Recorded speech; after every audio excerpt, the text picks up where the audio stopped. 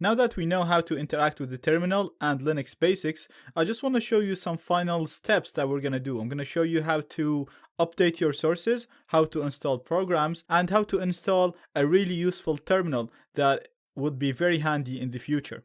So I'm going to go to the Kali machine, and the first thing that I want to show you is viewing the machine in full screen. So just go to View and go to Full Screen, and that will automatically expand everything and put it in proper full screen. The next thing that I want to do is talk about the package manager in Kali Linux. So you can install programs using a command called apt-get. So you usually type in apt-get, and then if you want to install something, you type in install, and then you type the package name that you want to install, so the program name. Before you do any of that, you have to update the sources. So the way that this program works is it works through fetching a number of libraries. So on a fresh installation, you want to update your sources, make sure that it has the latest sources for the libraries and the latest available programs. So we're just going to do apt-get update.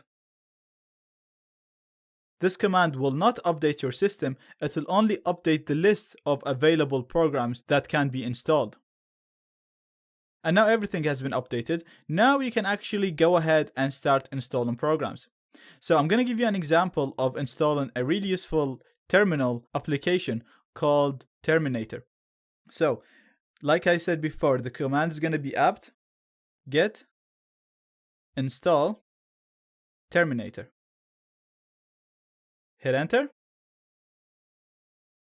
And as you can see now, it's telling me, do I really want to install this? I'm going to say yes. I'm going to type in Y and hit enter. And this will automatically download the application and install it for me. So now we can go ahead and try to use Terminator. So if we go to all applications here and type in Terminator, you will see it right here.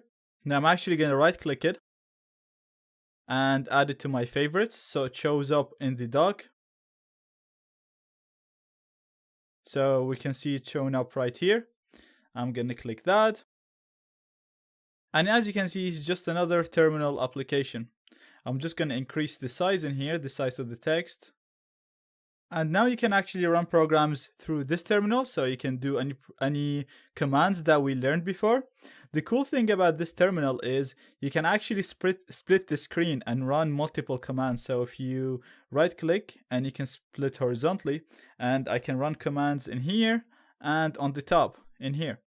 And again, I can split this horizontally or vertically if I want. And then I have 3 windows where I can run 3 commands or 3 programs at the same time. So it just can be really handy. It can make your life much easier in the future.